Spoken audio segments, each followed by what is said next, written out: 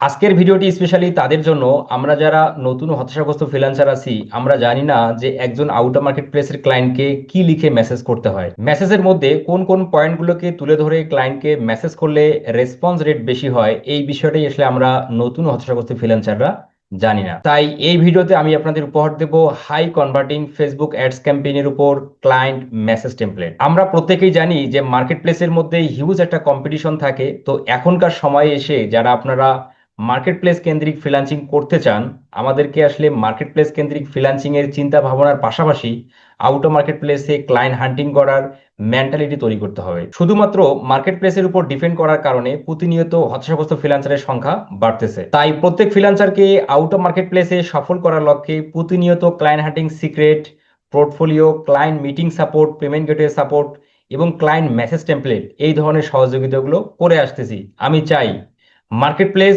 নয়তো out of market প্লেসে আপনি ফ্রিল্যান্সিং এ সফল হন। আপনারা যারা নতুন ফ্রিল্যান্সার আছেন, এই টেমপ্লেট গুলো সংগ্রহ করে আপনারা ক্লায়েন্টকে আউটরিচ করবেন না, কারণ আপনাদের আগে প্রয়োজন স্কিলড ইমপ্রুভ করা। প্রত্যেকেই হাই কনভার্টিং ফেসবুক অ্যাডস ক্যাম্পেইনের উপর মেসেজ টেমপ্লেট পেতে এই ভিডিওটি শেয়ার করে এই ভিডিওর কমেন্ট সেকশনে লিখুন ক্লায়েন্ট মেসেজ টেমপ্লেট।